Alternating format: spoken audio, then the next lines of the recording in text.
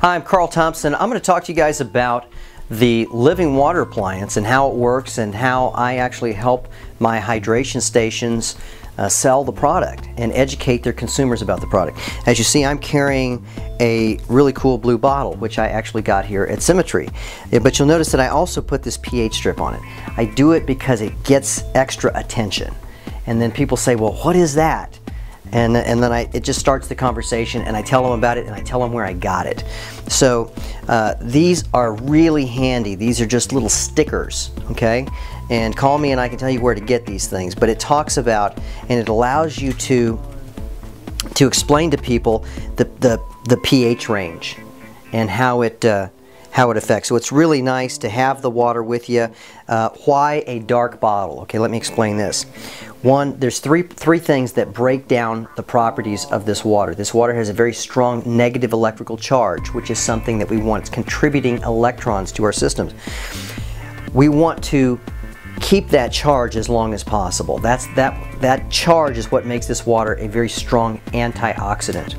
So when the water can be held in a glass container, when the water can be held in a dark container, and when the water can be held in an airtight container, it allows it to stay at the longest. So this may be a common question that you guys have. How long does the water last? Well, it can last the longest amount of time if it's in a dark glass airtight container in a refrigerated environment. It actually holds well in a refrigerator. Okay? So what breaks the water down? That might be a better question. Light, heat, movement, and air break down the properties of the water. Okay? Light, heat, movement, air break down the properties of the water. So if somebody says, well, how long will it last?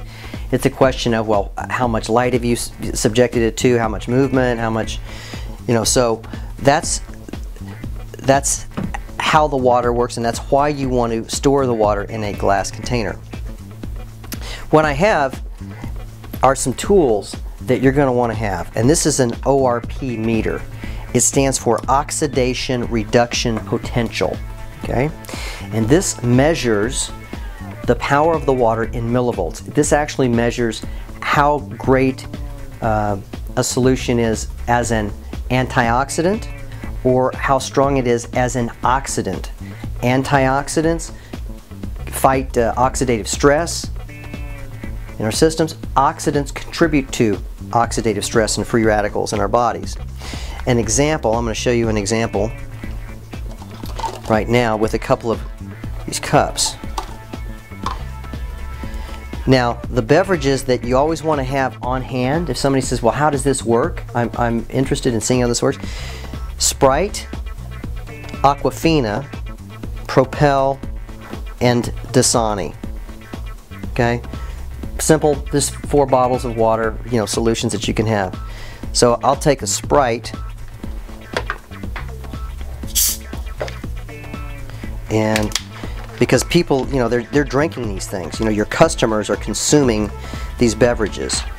So I'll take a Sprite and an Aquafina. Between Aquafina and Dasani, these are the 2 most popular waters in the world, and people typically regard these as, pretty good and healthy for them. Aquafina, you'll notice on this one that it says the official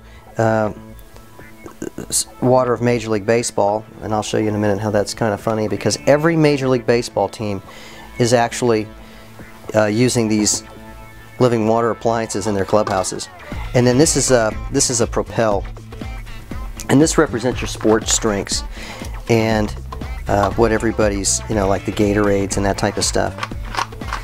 I didn't bother doing the Dasani because it's pretty much the same as the Aquafina. These are pH test drops. These are available in your back office, okay? And you should have some. And so what I do is I'll put a couple of test drops in each of these solutions. And I really only need a couple of drops, but you usually want to apply the same amount of drops so that somebody's looking at it and says, well, you put more in that one. So you want to kind of try to keep it so that they match up, okay? And so this is your acid-alkaline chart. 7.0 is neutral. To the left of that, this is a logarithmic scale, okay? So to the left, you'll see 6, 5, 4, 3, 2, 1. It actually goes down to 0 and it goes up to 14. But 7 to 6, it's not, you know, a factor of 1 difference. This is actually times 10. This is 10 times more oxidizing, 10 times more acidic than neutral. A 5.0 solution is 100 times more oxidizing and acidic than neutral. 4.0 is 1,000 times, and 3.0 is 10,000 times more oxidizing and acidic than neutral. Okay? Our body wants to be, our blood at 7.3, 7.45. Different tissues in our body are different pHs, but basically our body wants to be alkaline. We are alkaline beings. On the alkaline side, 7 to 8, that's 10 times greater. 7 to 9 is 100 times more alkaline. 7 to 10 is 1,000. 7 to 11 is 10,000 times. So what does acid and alkaline mean so that it's really easy for you guys to understand? Basically, the more acidic a solution is, the more hydrogen it has in it. Okay? And the more oxidizing it is. The more alkaline it is, the more oxygen it has in it. So, hydrogen, oxygen. Okay? So let's take a look at some of these common beverages that we consume on a regular basis and see where they fall on the pH scale. So this is our sports drink. This is what we're giving to the kids. This is representative of your Propels, your Gatorades. It's not slightly acidic. It's probably about a 4. That's 1,000 times more oxidizing and acidic than your body wants it at neutral. And the problem with this over-acidification in our systems is that we eat a Western diet. Our systems, every cell in our body is making acid waste. We need to do things to contribute to alkalinity so that our body doesn't have to work so hard to buffer the acid. Alkaline buffers acid, okay? So for everything that you have over here, you should really have something over here to counterbalance it so that you get to neutral, okay? And that's what we want to try to do. So this is a sports drink, okay? 1,000 times more acidic and oxidizing. Now, the interesting thing about this is that, as I'll show you in a moment with this Ort Meter, what happens is as we go acidic, we find that substances are oxidizing and they actually sap our energy. Okay, so we think that this is an energy drink, you know, or a Gatorade or sports drink, when in reality it's sapping our energy. It's stealing electrons from our system, and it's very oxygen. It's not oxygen dense at all. We want things that are up here very alkaline. The next one that we'll look at is the Sprite. And you know, you'd figure, hey, that's probably not too good for you. It's down here. This represents all sodas. This is in the 2.5 to 3.0 range typically. It's highly acidic. It's very oxidizing. Not very good for us. This was our Aquafina. This is what people typically think of as pretty good clean water. It's reverse osmosis water. Any reverse osmosis clean water is going to look exactly like this. Purified drinking waters that you get from the store, most of them that are clean through reverse osmosis, they are highly acidic, very oxidizing, and they look like this. That's about a 5.0. That's 100 times more acidic than neutral right here, okay? Now, somebody might say, well, what about tap water? I've heard that tap water is, you know, is good for you. And there's actually government PSAs where they say, well, tap water is better for you than bottled water, so you should drink tap water. So there's an interesting thing about our tap water. So I just drew this from the tap. I do not believe that it's filtered, but let's have a look at where our tap water looks on this scale. Okay? Put a couple pH drops in there. And these are just simple pH drops similar to what you might find at a pool supply. These are special for this water. But it looks about somewhere 6 to a 7, pretty neutral, okay? Well, water, municipal tap water is actually regulated by the government that it needs to be in a 7 to 8.0 pH range, okay? Unfortunately, that's not for our health, as I'll show you in a moment. That is a 7 to 8.0 pH range because oxidizing substances like sodas eat away at things like the insides of pipes. And if we were to, once the water becomes municipally treated, it's very oxidizing. And I had a person who worked for the municipal water department tell me that if we actually sent the water through the pipes to your home, you would never get a drop out because it's so oxidizing. It would eat away at all that sludge and stuff that's on the inside of the pipes, and it would just be mud by the time it got to you. And then we'd have to also replace the pipes every 5 to 10 years. You know, just be just like running soda through there. You know, it's acid. So that's why they make it alkaline. It's not for your health. It's actually to save the pipes. So I just showed a demonstration of where these beverages fit. Now what I'm going to do is also show, if I had another cup it would be awesome, but I'll just use this. I'll use this, and I'm going to pour a little bit of living water from the living water appliance. Okay. And I'm going to put some drops in them. Okay. And what you'll notice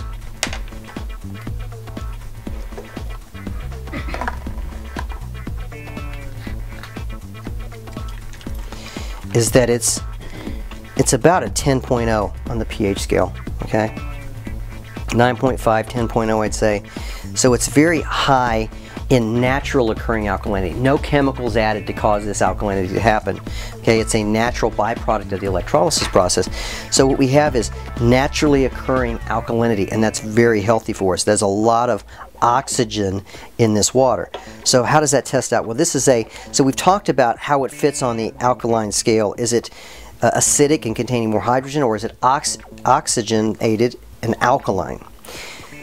This is an ORP meter. And what this allows me to do is to test the reading in millivolts of a solution. A positive number means that a solution is oxidizing. Okay? So this was our Aquafina. That's about a positive 233, 230. And my battery's running a little bit low. But, okay, this means that the water is rich in protons. It's oxidizing. Okay, and then we're going to go to our soda type of beverage. Okay, 320, 319, still very oxidizing. We're going to go to our sports drink. It's dropping, it's still in the 300s, 309, 304. Interestingly enough, now we're going to go to the tap water. Okay, and you've heard people say, well, tap water is probably pretty good for you. You should maybe drink more tap water. Notice that our tap water, even though it's dropping,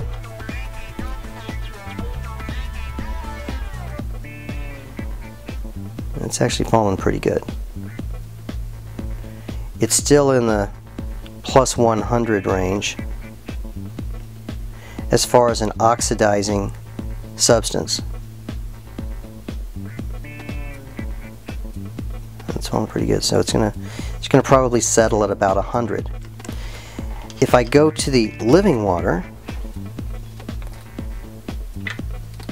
what we're looking for is a negative number. And you'll notice right away, okay, negative 240, 250, okay? And as we change these filters, these numbers will improve significantly. Negative number means that it's an antioxidant. It's contributing electrons to our body. It's contributing energy to our body. Those other solutions are sapping electrons, or stealing our energy basically, and this is contributing electrons to your body. So see this number right here where it says negative 230, 229, kind of bouncing back and forth right there at about that, which just jumped to 250, 260, negative 2s. Okay, that's why you want to keep this stored in a dark glass container. It holds that negative electrical charge longer.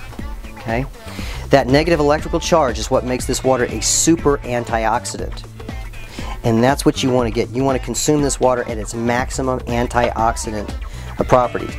Now, one of the things that I'll then show people is that, look, you know, this was our water but it makes up for some otherwise, you know, questionable lifestyle choices. So just a little bit of living water, you know, will neutralize,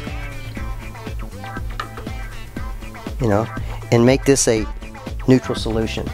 So a little bit of living water goes a long way to make up for lifestyle choices. Okay, so that's the acid alkaline test. Just really simple. Any of you guys can do that to show people. It's good for you to understand and see how powerful this stuff is. Another thing I want to show, and I demonstrated the ORP meter. You want to have an ORP meter, oxidation reduction potential, because whenever somebody comes in here and they go, well, yeah, I don't know, this doesn't make any sense to me, you go, well, do you understand science? Okay, and you also have this box as a reference. And what's wonderful about this box is on one side it talks about, is this acid or alkaline? You already know that your body is more water than anything else. The question is, what kind of water is it? Even if you drink enough water every day, is it the right kind of water? And so this has the pH scale right here, so you can talk about the acid alkaline side. On the other side, we talk about the other property of the water, which is ORP, the oxidation reduction potential, and it shows that a soda is about a positive 400, tap water is at about a positive 300, bottled water at about a positive 200. Vitamin C, people think, okay, that's an antioxidant. Well, vitamin C is at about a negative 50. Green tea, well, that's another good antioxidant. Green tea is at about a negative 100. Oh, cod liver oil, people don't like burping that stuff up, but that's at about a negative 200. Living water is down here typically at about a negative 400. Okay? It is the strongest antioxidant you can put into your system. One glass of living water, like I said in that video, you could spend $500 or $1,000 at a health food store buying antioxidants, and you're not going to get as many free radical fighting antioxidants as those millions of free radical, you know, scavenging negative electrons that are in one glass of healthy living water. And you want to consume it when it's really milky, because then it's at its highest antioxidant potential. Okay? There are three properties to this water. The first is that it's naturally high in naturally occurring alkalinity. Just like the longest living indigenous peoples, they consumed water that was fresh. They lived in high mountainous areas. The water was typically melting glacier water. It melted off a glacier, came down, so there's lots of energy, lots of oxygen, lots of active hydrogen in the water, lots of natural minerals in the water, had a smaller molecular structure, and was naturally alkaline. Okay? Just a tip for you, natural alkalinity falls. When you see things, well, I get my water, I get real water, I get this different water from Whole Foods or wherever. Just like the municipalities put chemicals in the water to induce alkalinity, there are many bottling companies now jumping on the bandwagon of alkalinity, and they're putting chemicals, they're chemically inducing the alkalinity. Just like you can chemically induce your swimming pool to make it, to have the pH adjust right, well, you can put chemicals in water and it makes it appear alkaline, and it makes it hold its alkalinity. The water that happened in nature is it was fresh flowing, lots of energy, lots of oxygen, lots of hydrogen coming over the waterfalls that the longest living indigenous people drank. What happened with their water is they would drink it at about a 9.010 pH. Now, if we were to draw it from this living water machine and leave it set out overnight, and we put the drops in it, you would notice that the drops would go from a 10 to a 9 to an 8 to about a 7, that the alkalinity would actually fall. Okay, it would fall to neutral. It would never go acidic, but the alkalinity would fall to neutral. Naturally occurring alkalinity falls to neutral. Well, what makes it fall? Oxygen, light, movement, those kinds of things. So keeping it in the dark bottle will actually allow it to hold its alkalinity longer as well. So that's the alkalinity, the naturally occurring alkalinity, as a major property of the water for contributing to health benefits. And as you guys probably know, the cancer disease, other things, is identified by Otto Warburg, Nobel Prize winner, 1931. Disease cannot thrive in an oxygen-rich alkaline environment, and so we want to keep our bodies in oxygen-rich alkaline environment. So that's the alkalinity. The second powerful property is the ORP, the oxidation reduction potential. The ability for this water to be a super antioxidant, and everybody understands the importance of antioxidants. It's sort of like anti-aging, anti-rusting. And an example of oxidation would be, if you've ever you take an apple, slice the apple, open it up, and you'll see how air, once the air hits it, it starts turning brown really quickly. Well, that's nature's process for breaking things down, for oxidizing, for rusting them. That's how we age internally. And so the antioxidant ability of this water would be kind of be like, you know, spraying something or putting something on it that allows that apple not to turn brown so fast. Okay. It's also very important, as you guys knowing about this water, is I try to communicate to people, look, it's what you see on the outside, and I'll pull out, if I'm doing a presentation, I'll pull out my driver's license and I say there's two dates on here. One is my birthday. That's the day I was stamped coming off the assembly line. That's my chronological age. I can't do anything about that. However, but just like there might be two vehicles that come off the assembly line at the same time, but 20 years later, one's in the junkyard and another's in a classic car show. It's right. It's how well it was taken care of, how well it was maintained. Well, you wouldn't wash your car with coffee or tea or soda. It wouldn't get it clean. You would wash it in clean water. And so when you clean the inside of your body with this water, it ends up reflecting on the outside, because the other age that's on your driver's license is your picture, and that's your biological age. That's reflected in how you look, how you feel, okay? And we all want to look better and feel better, and having these free radical fighting antioxidants in our water and cleaning ourselves from the inside out makes a significant contribution to that, to looking better and feeling better and losing weight.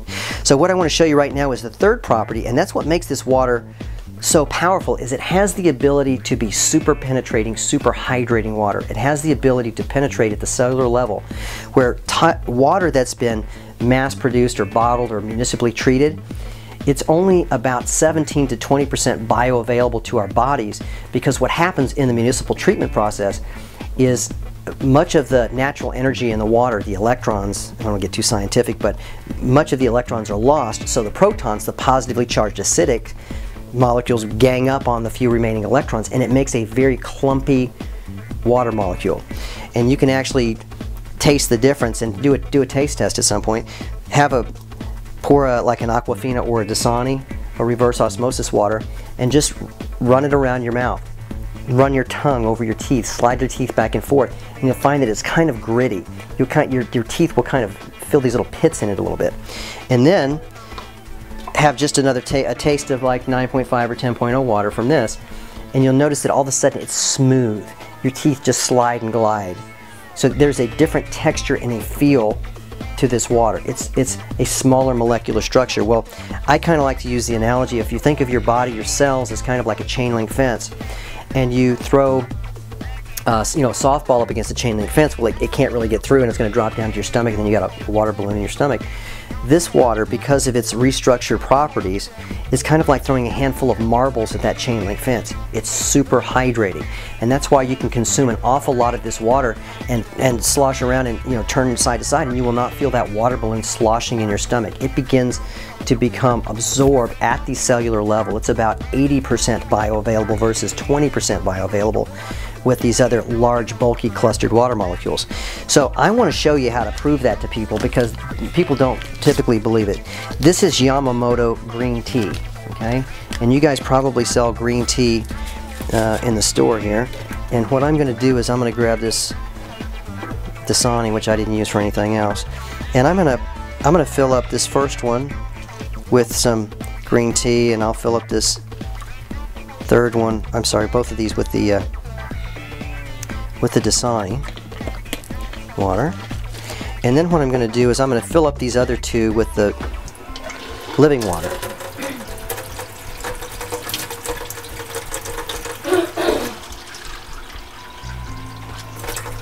Okay.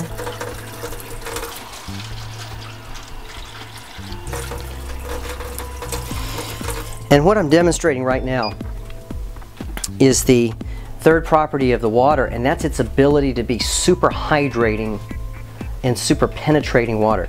This water actually penetrates the blood-brain barrier. People who drink this water, they notice that they start thinking more clearly.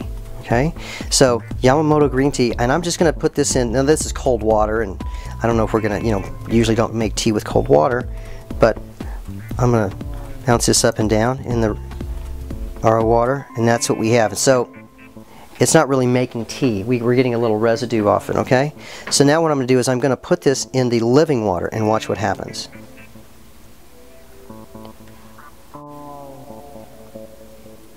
Okay.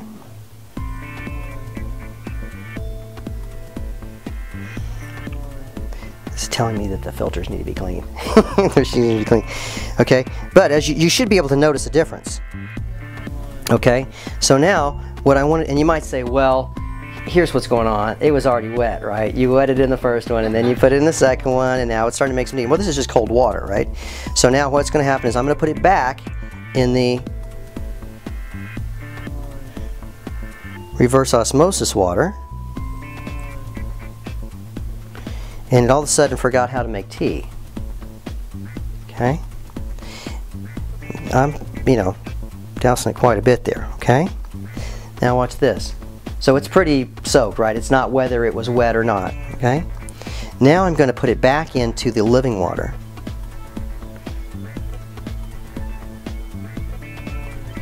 And you should notice that it should begin to make tea again. Now, when the machine is clean and the water that it's making is a little stronger, the results are extremely dramatic. Okay. But as you can see, no tea, tea, and tea.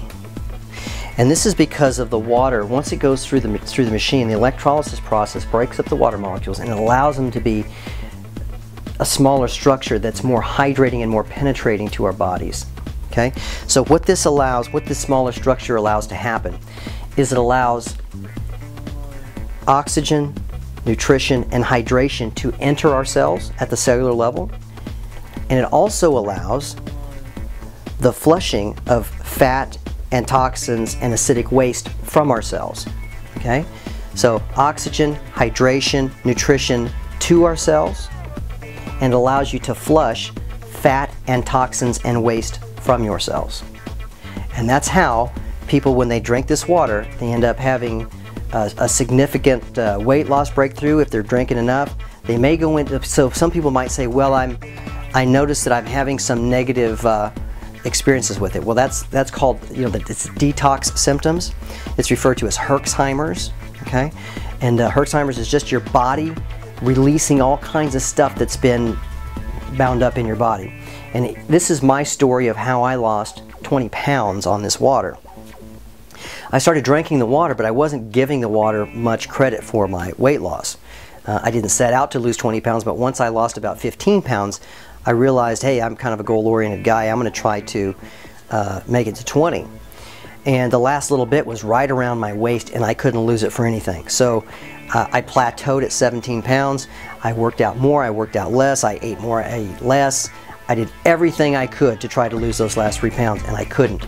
And then a friend of mine came by who knew more about the water than I did, and he said, and he heard me talking to my wife about it. I said, by the time you get back home, because she was traveling, by the time you get back home, I will have lost those last 3 pounds. And she said, how are you going to do that? And I said, well, I'm just not going to eat. And she said, well, you have to eat. And he says, your body's fighting yourself. He said, do you know what that is? He said, that's metabolic sludge, that's waste, it's old medical byproducts, it's stuff that's been processed on food, pesticides and things like that. And it's stuff that's inorganic that your body doesn't know how to process. And so to protect your vital organs, your body takes that inorganic stuff, wraps it in fat, and sticks it in your outermost fat cells to sequester it away from your organs so that they don't have to deal with that stuff that it doesn't know how to deal with. He says, but you have to drink more water, and you have to drink more water on purpose, because this water will get in and cleanse and flush and detoxify and get that stuff out, because it has amazing cleansing properties. But you have to drink enough water. So what is enough water? On a daily basis, everybody should consume half their weight in ounces. That's the rule of thumb, half your weight in ounces. When someone starts on the water, I'll always give them one of these brochures. This brochure, Glacier Living Water, and it talks about transition tips, things that they might experience as they start on the water. Because I'm probably going to forget to tell everybody everything, I give them one of these little brochures, and that's sort of my disclaimer as a way of saying, well, didn't you read your brochure? No, they probably didn't. But this explains what they're gonna go through. It also explains that our bodies, all of our cells, we got like 80 trillion cells, 80 to 90 trillion cells, and they each make acid waste. So alkaline buffers acid. This water gets in, super penetrating, flushes the acid waste. You look better, you feel better. So I give everybody one of these brochures because it explains what's going on and what their transition tips should be. However, if somebody has a medical condition, or they're trying to fight something, some disease, or they have a weight loss goal, what you need to do is to consume more water and more water on purpose. So instead of half your body weight in ounces, you want to consume your full body weight in ounces for a health breakthrough with this water, okay? Your full body weight. And somebody might say, well, that's a lot of water. I'm gonna have to go to the bathroom all the time. And this is when you tell them, do you know how your body gets rid of fat and toxins and waste? It flushes it through your urine, okay? So the more you go, just say, this is great, I'm getting healthier, I'm getting thinner, I'm getting better. So you wanna consume more of this water. Think of it as kind of like a cellular oil change, okay? And right now, what happens in our bodies is if we're not consuming enough of this water, our bodies as a protection device hangs on to basically dirty bath water, because our cells say, well, I'd rather hang on and have dirty water in here than no water.